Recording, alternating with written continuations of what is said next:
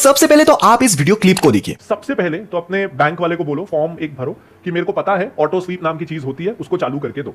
तो auto SVEEP से ये होता है कि आपको सेविंग्स अकाउंट में एफडी वाला रिटर्न मिलता है, तो आपका रिटर्न डबल हो जाता है। तो ऐसे काफी सारे बड़े बड़े क्रिएटर्स को आपने देखा होगा जो कहते हैं कि अगर आप अपने सेविंग अकाउंट पर ऑटो स्वीप फैसिलिटी को ऑन कर देंगे तो आपको अपने सेविंग्स पर ही फिक्स डिपॉजिट के समान इंटरेस्ट मिलता जाएगा। यानी कि सपोज कोई बैंक है जो हमें 3% का इंटरेस्ट रेट सेविंग अकाउंट पर देता है, एंड दूसरी तरफ आज के डेट पर एफडीज की अगर बात करें तो ऑलमोस्ट 7 से 8% का इंटरेस्ट रेट ज्यादातर बैंक हमें ऑफर भी करता है। तो ऐसे में एक कस्टमर क्या सोचता है कि चलो भैया, अगर हमें अपने सेविंग अकाउंट पर 7 से 8% का इंटरेस्ट मिल रहा है तो क्यों ना ऑटो स्वीप को ऑन ही कर दिया जाए। और यही पे आप फंस जाते हो, क्योंकि ऑटो स्वीप के बारे में आपको जितना भी ज्ञान दिया जाता है ना, ये सिर्फ आधा अधूरा ज्ञान ही आपके साथ बांटा जाता है। आपको ये तो बताया जाता है कि ऑटो स्वीप ऑन करने से आपको आपके सेविंग्स पर एफडी के लेवल का इंटरेस्ट मिलता है, लेकिन आपको कोई ये नहीं बताता कि ऑटो स्वीप ऑन करने से आपको कितना बड़ा बड़ा नुकसान भी झेलना पड़ सकता है। आपको कोई ये नहीं बताता कि ऑटो स्वीप फैसिलिटी आपको कब और किस सिचुएशन में ऑन करवाना चाहिए। एंड आज के इस वीडियो पे हम इसी टॉपिक के ऊपर बात करेंगे कि ऑटो स्वीप फैसिलिटी एक्चुअली में होती क्या है, किस तरह से असल में ऑटो स्वीप काम करता है, क्या ऑटो स्वीप ऑन कर देने से वाकई में आपको कोई बेनिफिट्स मिलता भी है या नहीं। साथ में हम कुछ banks like ICICI, SBI, Kotak Mahindra banks जैसे कुछ बैंक्स को लाइव एग्जांपल के तौर पर देखेंगे कि क्या वाकई में हमें ऑटो स्वीप फैसिलिटी से कोई फायदा मिलता भी है या नहीं। तो सबसे पहले हम एक बार देख लेते हैं कि ऑटो स्वीप फैसिलिटी एक्चुअली में होती क्या है। सो ऑटो स्वीप फैसिलिटी में बैंक आपको एक थ्रेशोल्ड लिमिट देता है जो कि 25,000 से लेकर 1 लाख रुपए तक का रहता है, एंड इनमें से कोई भी अमाउंट को आप अपना थ्रेशोल्ड लिमिट बना सकते हो। आप चाहो तो 25,000 का बनाओ, 50,000 का बनाओ, या फिर 1 लाख का ही क्यों ना बनाओ, ये कंप्लीटली आपके ऊपर डिपेंड करता है। एंड जब भी आपका सेविंग अकाउंट का बैलेंस आपके सेट किए गए थ्रेशोल्ड लिमिट को क्रॉस कर लेगा तो वो सरप्लस अमाउंट का ऑटोमेटिकली एक एफडी बन जाएगा। फॉर एग्जांपल मान के चलते हैं मैंने किसी XYZ बैंक में अपना सेविंग अकाउंट खोला एंड वहां पर मैंने अपना थ्रेशोल्ड लिमिट 25,000 रुपए का सेट किया, एंड मान लीजिए मेरे सेविंग अकाउंट पर भी फिलहाल 25,000 रुपए का बैलेंस है और कल को किसी ने मेरे सेविंग अकाउंट पर और 20,000 रुपए डाल दिया। अब ये जो 25,000 रुपए के ऊपर और 20,000 रुपए का बैलेंस चला गया ना, तो इस 20,000 रुपए का ऑटोमेटिकली एक एफडी नंबर 1 बन जाएगा, एंड अब मेरे सेविंग अकाउंट पर बैलेंस फिर से वही 25,000 रुपए का ही रह जाएगा। अब एक और सवाल आता है कि अगर किसी ने मेरे अकाउंट पर 100 रुपए भी डाल दिया तो क्या उसका भी एक एफडी बन जाएगा? बिल्कुल भी नहीं। ज्यादातर बैंक्स कहता है कि ऑटो स्वीप के अंदर मिनिमम 5,000 का ही मल्टीपल एफडीज बन सकता है, यानी कि एफडी बनाने के लिए जो मिनिमम अमाउंट है वो 5,000 का ही होना चाहिए। जैसे कि फिलहाल अगर मेरे सेविंग अकाउंट पर फिर से 25,000 का बैलेंस बन रहा है और किसी ने मेरे अकाउंट पर 3,000 रुपए डाल दिया, तो अब मेरा बैलेंस कितना बन रहा है? 28,000। तो अभी भी मेरा एफडी नहीं बनेगा। फिर से मान लीजिए किसी ने मेरे अकाउंट पर और 2,000 रुपए डाल दिया, तो अभी मेरा बैलेंस कितना बन रहा है? 30,000। यानी कि 25,000 के ऊपर और 5,000 रुपए का बैलेंस आ गया, और एफडी बनने के लिए जो मिनिमम अमाउंट की रिक्वायरमेंट है वो कितना है? 5,000।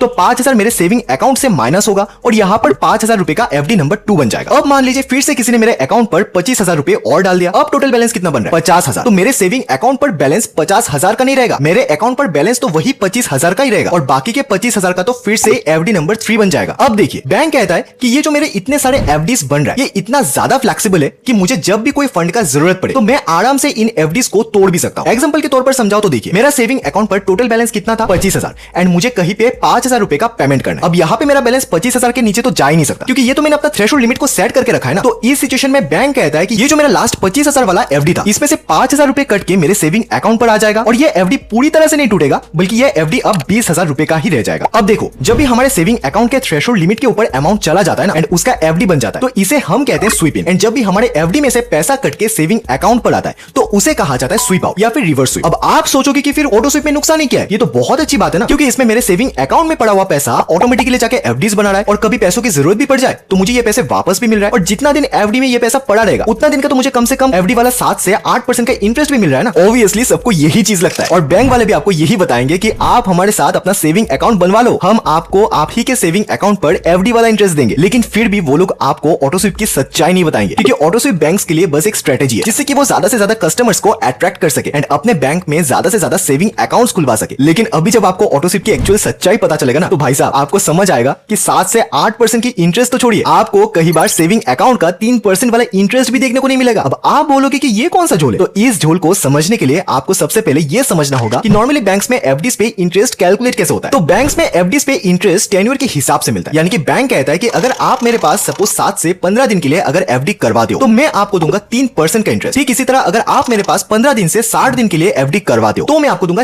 60% का इंटरेस्ट। अगर आप मेरे पास 60 दिन से लेकर 6 महीने के लिए एफडी करवाते हो तो मैं दूंगा आपको 6% का इंटरेस्ट, और अगर आप मेरे पास 6 महीने से लेकर 1 साल के लिए एफडी करवाते हो तब मैं आपको दूंगा 7% का इंटरेस्ट। अब मान के चलो कि मैंने बैंक में 1 साल के लिए 1 लाख रुपए का एफडी करवा लिया। अब नियम के अनुसार तो मुझे 7% का इंटरेस्ट ही मिलना चाहिए ना, लेकिन मान के चलिए मैंने उस एफडी को 5 महीने के बाद ही तोड़ दिया। अब बैंक मुझे क्या कहेगा कि आपने एफडी तो करवाया था 1 साल के लिए 7% का, और आपने 5 महीने के बाद ही उसे तोड़ दिया। तो आपने जिस दिन हमारे पास एफडी करवाया था उस दिन 5 महीने के लिए हमारे पास इंटरेस्ट चल रहा था 6% का। तो यहाँ पर सबसे पहली बात तो मैं आपको इंटरेस्ट दूंगा 6% का। ऊपर से आपने एफडी तो करवाया था 1 साल के लिए, लेकिन आपने समय से पहले ही एफडी को तोड़ दिया, तो इसके लिए मैं आपके ऊपर 1% इंटरेस्ट का और पेनल्टी भी लगाऊंगा, और अब आपको इंटरेस्ट मिलेगा सिर्फ 5% का। तो अब बात करते हैं ऑटो स्वीप करवाने से उसमें नुकसान कैसे होता है। तो इस चीज को समझने के लिए मैंने यहाँ पे एग्जांपल के तौर पर एचडीएफसी बैंक को रखा है। अब ऐसा नहीं है कि मैं सिर्फ एचडीएफसी बैंक के बारे में बोल रहा हूं, बल्कि हर बैंक में ऐसा ही रहता है। तो एचडीएफसी बैंक यहाँ पर कहता है कि मैं सेविंग अकाउंट पर इंटरेस्ट आपको 3% का दूंगा, और अगर आप एफडी करवाते हो तो 7 से 14 दिन के एफडी के लिए मैं आपको 3% का इंटरेस्ट दूंगा। अगर आप 6 महीने से 9 महीने के लिए एफडी करवाओगे तो मैं आपको 5.7% का इंटरेस्ट दूंगा, और अगर आप 9 महीने से लेकर 1 साल के लिए एफडी करवाओगे तो फिर मैं आपको 6% का इंटरेस्ट दूंगा। अब मान लीजिए मैंने यहाँ पर एचडीएफसी बैंक में ही अपना सेविंग अकाउंट खोलकर ऑटो स्वीप को ऑन कर दिया, और मैंने यहाँ पर 25,000 रुपए का थ्रेशोल्ड लिमिट को सेट कर दिया, यानी कि 25,000 के ऊपर मेरा जितना भी अमाउंट होता रहेगा उनके एफडीज बनते रहेंगे। अब मान लीजिए 25,000 के बाद मेरा पहला एंट्री 15,000 का होता है। अब यहाँ पर 15,000 का मेरा एक एफडी 1 बन गया। ऐसे ही मान लीजिए 5,000 का एक और बैलेंस आया और इसका भी एफडी 2 बन गया, एंड इसके बाद एक और 20,000 रुपए का एंट्री आता है एंड इसका एफडी 3 बन जाता है। अब आता है असल मुद्दे की बात जो आमतौर पर बैंक्स आपको नहीं बताते, एंड दैट इज ये जो इतने सारे आपके एफडीज बनते हैं ना, असल में बैंक कहता है कि हम आपके इन सरप्लस अमाउंट का एफडी तो बना देंगे, लेकिन इन एफडीज को आपको एटलीस्ट 1 साल के लिए तो रखना ही पड़ेगा। अब बहुत ही कम बैंक्स होते हैं जो आपको कहते हैं कि आप इन एफडीज को 6 महीने के लिए भी रख सकते हो, for example Kotak Mahindra bank. लेकिन बाकी के जितने भी बैंक्स होते हैं ना, वहां पर आपको कम से कम 1 साल के लिए तो इन एफडीज को रखना ही पड़ेगा। अब मान लीजिए बैंक ने 1 साल के लिए मेरे इन एफडीज को तो बना दिया, लेकिन अगले 10 दिन के बाद ही मुझे कहीं पर 20,000 रुपए का पेमेंट करना था। तो ये 20,000 मेरे कट होकर सेविंग अकाउंट पर आ गया और मैंने अपना पेमेंट कंप्लीट कर लिया, एंड ये जो 20,000 रुपए का एफडी नंबर 3 है, अब ये मेरा टूट गया। अब ये एफडी तो बना था मेरा 1 साल का, और बैंक ने बोला था आप 1 साल का इसका एफडी करवा लो तो आपको 6% का इंटरेस्ट मिलेगा। अब मैंने तो इस एफडी को 10 दिन के बाद ही तोड़ दिया ना, तो अब 10 दिन के हिसाब से मुझे कितना इंटरेस्ट मिलेगा? सिर्फ 3%। ऊपर से मेरा 1 साल का एफडी था और उसे मैंने टाइम के पहले ही तोड़ दिया, तो उस पर मुझे लगेगा और 1% का पेनल्टी। तो अब आप देखो मुझे कितना इंटरेस्ट मिल रहा है, सिर्फ 2% का। इससे तो बेटर होता ना कि मैं ऑटो स्वीप को ऑन ना करके नॉर्मली इन पैसों को सेविंग अकाउंट पर ही रखता, एटलीस्ट मुझे 3% का तो इंटरेस्ट मिलता ना। तो ये होता है असल जो ऑटो स्वीप फैसिलिटी के पीछे छुपा रहता है। अब देखो अगर आपके पास कुछ एक्स्ट्रा सेविंग्स पड़ा हुआ है ना, तो आप उसके लिए ऑटो स्वीप के चक्कर में मत पड़ो, आप डायरेक्टली उस अमाउंट का नॉर्मली एक एफडी करवा सकते हो। अगर आपको आइडिया नहीं कि फिलहाल कौन से बैंक में आपको एफडीज में मैक्सिमम इंटरेस्ट मिल रहा है, तो आप मेरे इस वीडियो को जाकर देख सकते हो। एंड अगर आपको सेविंग अकाउंट पर ही मैक्सिमम इंटरेस्ट चाहिए देन आप मेरे इस वीडियो को जाकर देख लो। अब देखो ऐसा भी नहीं कि ऑटो स्वीप पूरी तरह से बेकार है, एक ऐसा भी रास्ता है जहां पर ऑटो स्वीप आपके लिए थोड़ा फायदेमंद साबित हो सकता है, एंड दैट इज अगर आपके पास 2 सेविंग अकाउंट रहता है तो उनमें से किसी एक अकाउंट में आप ऑटो स्वीप को ऑन कर दो, एंड अगर आपके पास थोड़ा एक्स्ट्रा सेविंग्स रहता है एंड आपको पता है कि कुछ सालों के लिए भाई मुझे इस अमाउंट का कोई जरूरत नहीं पड़ने वाला है, तो ऐसे सिचुएशन में